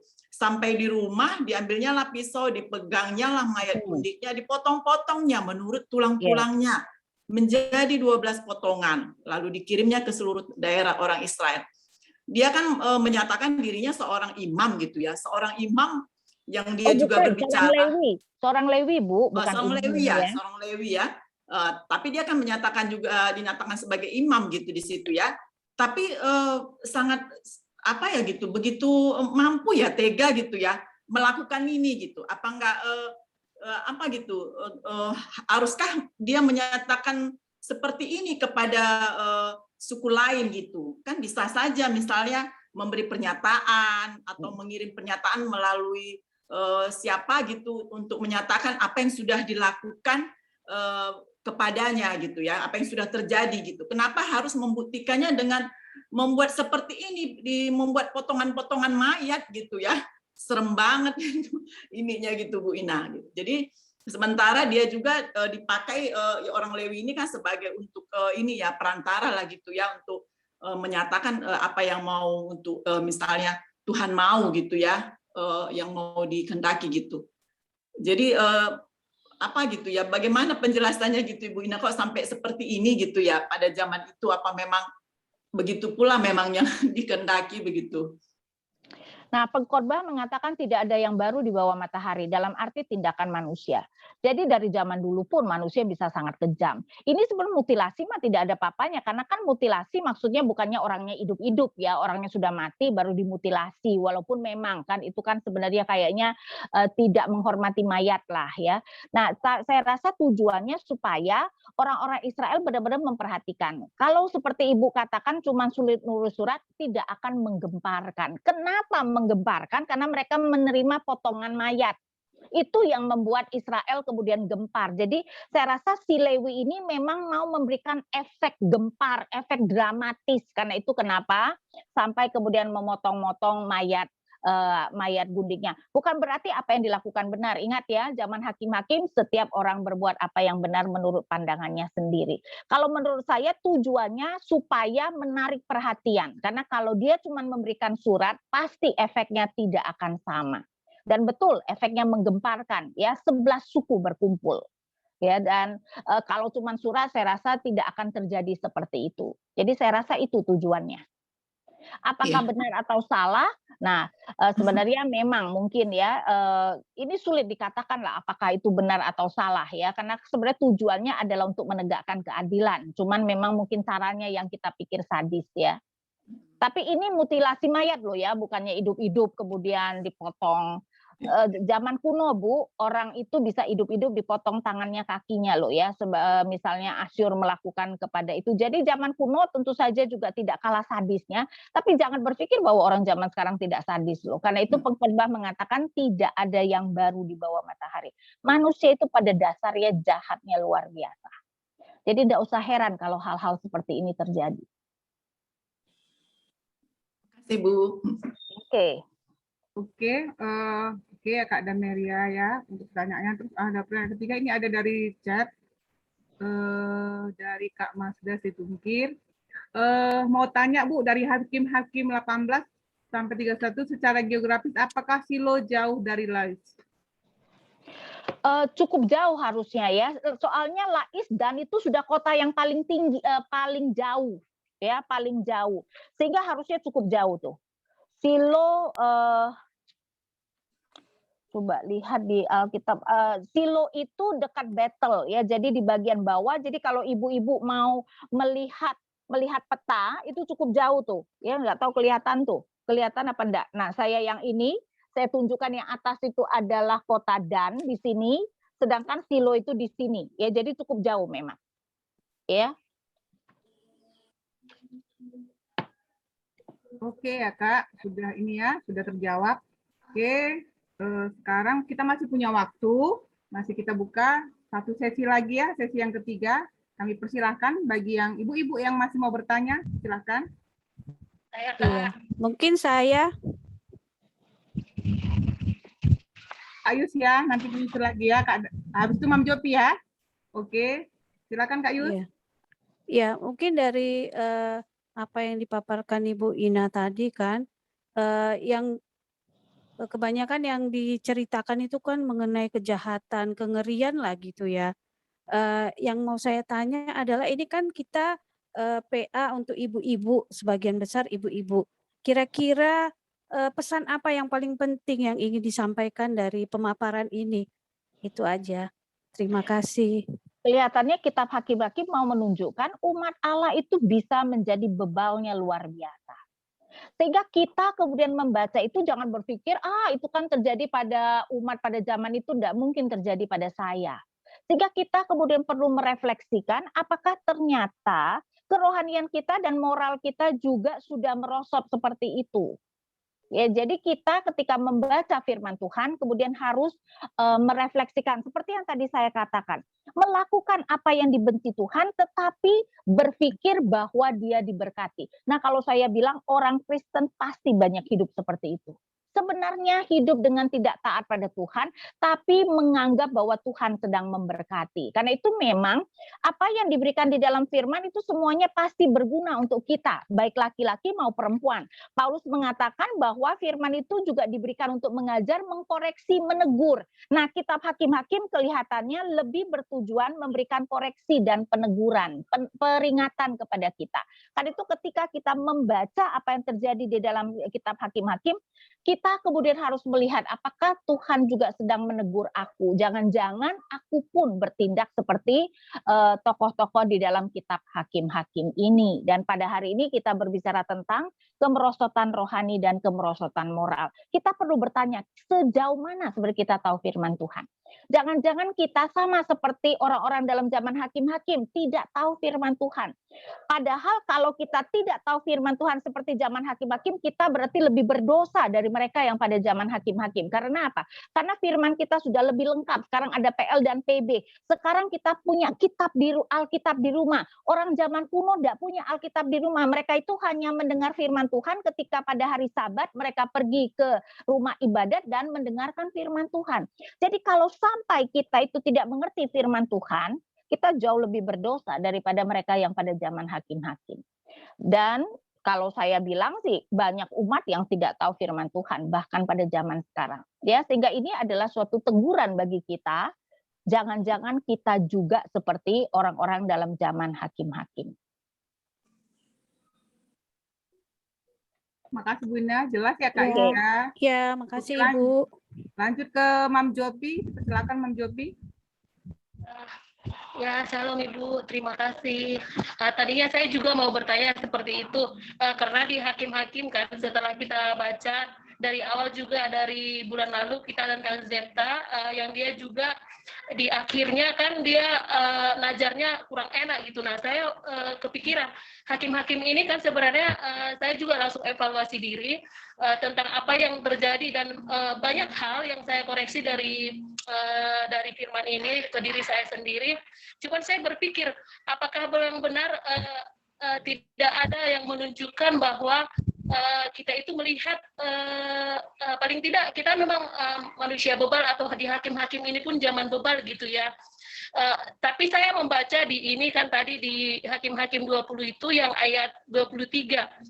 Akan pergi pulakah kami berperang melawan Bani Benyamin saudara kami itu gitu. Setidaknya saat itu masih ada kasih di antara saudara. Mereka masih mengingat bahwa Benyamin itu, suku Benyamin itu saudara mereka gitu. Nah, saya hanya mengambil sisi positifnya yang menurut saya, karena dari kemarin itu saya merasa kayak di Hakim-Hakim ini merasa terhakimi sendiri gitu. Nah, kenapa segitu beratnya untuk Hakim-Hakim ini nggak ada pelepasannya seperti itu. Nah, seperti itu Ibu. Apakah boleh tadi setelah penjelasan Ibu dari pertanyaan Kak Yusnia, saya mulai mendapat jawaban dari situ dan saya bersyukur juga untuk ketika diingatkan di akhirnya tadi ketika mereka bertanya untuk saudaranya, apakah mereka bertanya melawan saudaranya gitu, berarti masih ada kasih di sana gitu. Dan kemudian dijelaskan bahwa bahwa Ibu menjelaskan tadi terakhir bahwa bebal yang luar biasa itu mengoreksi saya gitu. Cumannya saya masih belum merasa di Hakim-Hakim ini belum dapat klimaksnya gitu. Nah, apakah boleh dibantu? Mungkin apa saya tertinggal di pasal yang berlalu yang sebelumnya gitu, karena saya belum merasa kayak belum dapat ininya gitu. Seperti itu penjelasannya Ibu. Oke, kalau soal ada hal-hal yang dilakukan yang benar tentu saja. Karena itu saya mengatakan di kitab Hakim-Hakim tadi ada pertanyaan, tentu saja ada tokoh-tokoh yang benar ya. Hakim-Hakim pun ada tokoh-tokoh yang baik. Sehingga kalau masih ada kasih dan mereka sedih ketika kemudian mereka menang perang dan Benyamin akan hancur, tentu saja itu adalah hal yang baik. Tapi memang tujuan kitab Hakim mau menunjukkan umat itu di dalam keadaan yang parah. tujuan penulisan kitab Hakim adalah mau menekankan betapa nanti mereka memerlukan seorang raja. Karena itu kan ingat ya, kalimat terakhir pun pada zaman itu tidak ada raja di antara orang Israel, setiap orang berbuat apa yang benar menurut pandangannya sendiri. Jadi kitab Hakim-Hakim dengan sengaja menunjukkan keadaan yang parah dari keadaan umat karena mereka belum ada raja. Jadi memang tujuannya supaya kita melihat bahwa waduh, ini adalah zaman yang sangat tidak baik, zaman yang parah, umat Allah dalam keadaan begitu. Jadi memang itu tujuan dari kitab Hakim-Hakim. Supaya kita merasakan ya betapa bebal dan bobroknya umat pada waktu itu. Dan itu juga yang harusnya menjadi refleksi kita. Jangan-jangan kita juga berada dalam keadaan yang seperti itu. Karena jangan berpikir bahwa itu tidak terjadi pada sejarah gereja ya. Ibu-ibu, kalau ibu-ibu tahu mengenai sejarah gereja, apa yang disebut sebagai medieval ages ya, jadi abad-abad pertengahan itu adalah abad kegelapan bagi gereja. Gereja melakukan dosa-dosa yang sangat luar biasa seperti misalnya menjual surat-surat pengakuan dosa dan sebagainya ya. Jadi gereja itu melakukan dosa-dosa yang sangat mengerikan dan Tuhan membuat gereja secara umum jatuh kepada benar-benar tidak mentaati firman Tuhan. Karena itu kenapa kita diberikan kitab Hakim-Hakim untuk supaya kita bisa mengerti ternyata gereja Tuhan bisa sampai terpuruk sedemikian rupa dan itu harus menjadi peringatan supaya kita kemudian jangan sampai berada di dalam posisi yang sama. Jadi memang tujuan Hakim-Hakim adalah supaya kita menyadari hal itu. Terima kasih, Bu. Oke, Mam Jopi udah jelas ya. Sebelum kita ke penanya berikutnya, ada pertanyaan satu lagi tuh Bu Ina melalui chat. Oke, kita lihat ya. Oke, mau tanya lagi dari Mas Desi Tungkir. Jadi apakah Hakim-Hakim 19 ayat 1 adalah Lewi itu adalah dari Lewinya Mika? Kelihatannya berbeda. Ya, jadi ini bukan Lewi yang sama. Lewi kan bukan nama, itu nama dari suku ya. Jadi kelihatannya itu bukan Lewi yang sama. Oke, terima kasih Bu Ina. Berikutnya kita lanjut pertanyaan berikutnya. Oke, siapa lagi ibu yang mau bertanya dipersilakan. Boleh lagi Kak? Oh, boleh karena masih ada waktu, kita masih ada waktu. Terima kasih Kak Rosanti. Silakan Kak Surti. Ini Bu, saya mau nanya, yang di Hakim-Hakim 21 ini, Yabes Gilead itu keturunan suku dari mana ya Bu? Terus satu lagi, di situ kan dibuat ayat 11 itu, disuruh dimusnahkan semua laki-laki dan yang hidup itu hanya anak gadis saja. Berarti anak-anak, bayi semua lah, cuma anak gadis saja yang dikasih hidup. Berarti keturunan Yabes itu punah sama sekali ya Bu, soalnya kan tinggal perempuan 400 orang tadi. Betul, tapi kan bisa saja ya, bisa saja ada yang pas tidak ada di sana atau nanti Yabes Gilead kan adalah satu kota, bukan satu suku.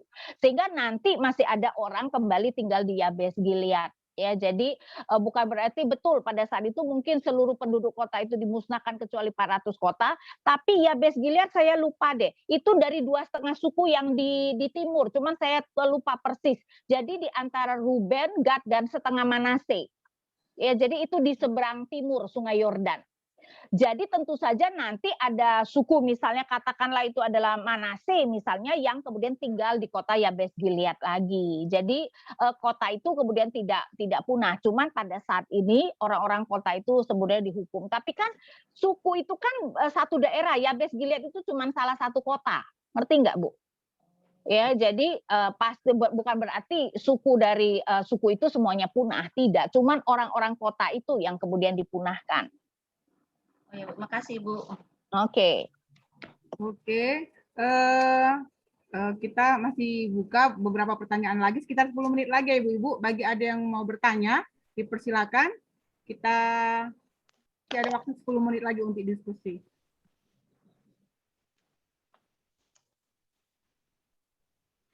Masih adakah yang mau bertanya Ibu-Ibu?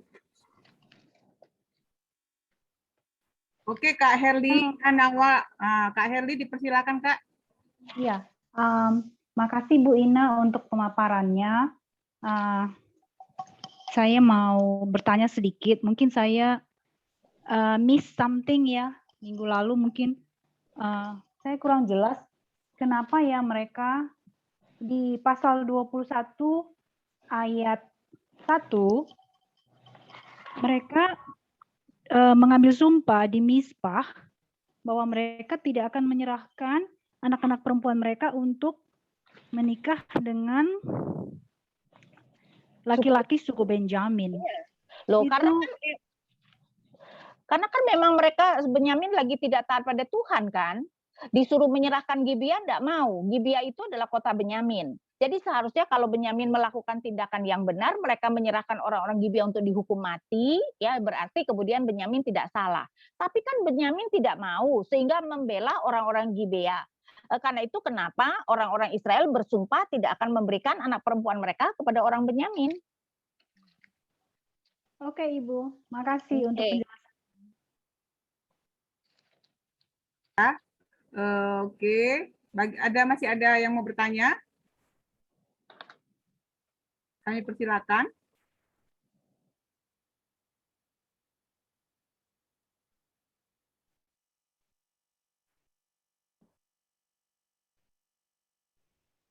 Oke, kalau sudah jelas semua berarti ya.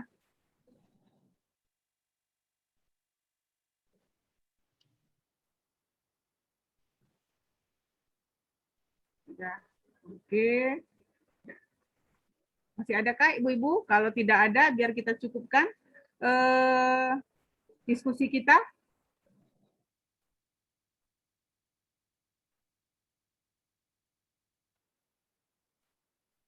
Oke, sepertinya tidak ada lagi yang mau bertanya. Oke, kami persilakan Bu Inawati menutupnya. Mari kita berdoa Ibu-Ibu. Bapa kami yang di surga, kami bersyukur Bapa jika kami boleh menyelesaikan suatu kitab Hakim-Hakim, sebuah kitab yang menggambarkan keadaan umat yang begitu terpuruk. Biarlah Tuhan kami boleh mengerti jika kisah di dalam zaman Hakim-Hakim diberikan kepada kami, berarti ini relevan dengan zaman kami. Karena itu biarlah Tuhan, kami ketika membaca apa yang terjadi pada kitab Hakim-Hakim, bukan saja kemudian melihat betapa menakutkan umat pada zaman itu, tetapi kami perlu merefleksikan apakah sebenarnya kesalahan-kesalahan yang dilakukan pada zaman Hakim-Hakim ternyata banyak juga kami lakukan. Dan biarlah kami pun juga boleh berupaya supaya kami jangan menjadi terpuruk atau gereja kami jangan jatuh terpuruk seperti apa yang terjadi pada zaman Hakim-Hakim tersebut. Karena setiap firman Tuhan pasti berguna dan kitab Hakim-Hakim terutama Tuhan pakai untuk menegur, memberikan peringatan walaupun ada juga hal-hal yang perlu kami teladani. Karena itu Tuhan kiranya Engkau yang memampukan kami untuk boleh mengerti tujuan daripada kitab ini dan kami pun kemudian juga merenungkan dan kemudian menjalankannya di dalam kehidupan kami. Kami berdoa Tuhan kiranya Engkau yang terus memberkati persekutuan wanita Makedonia ini dan kami hamba-Mu berdoa kiranya ibu-ibu juga terus kemudian mempunyai hati untuk boleh belajar firman-Mu, Tuhan berbelas kasihan sehingga mereka pun semakin mengenal akan Engkau, mengenal firman-Mu dan semakin diberikan ketaatan untuk boleh menjalankan firman-Mu. Kami berdoa hanya di dalam nama Tuhan kami Yesus Kristus. Amin. Baik, kita akan bernyanyi By Thee O My Portion. Setelah itu nanti ada ucapan terima kasih. Kemudian doa penutup yang akan dibawakan oleh Bu Inawati. Kita akan bernyanyi By Thee O My Portion.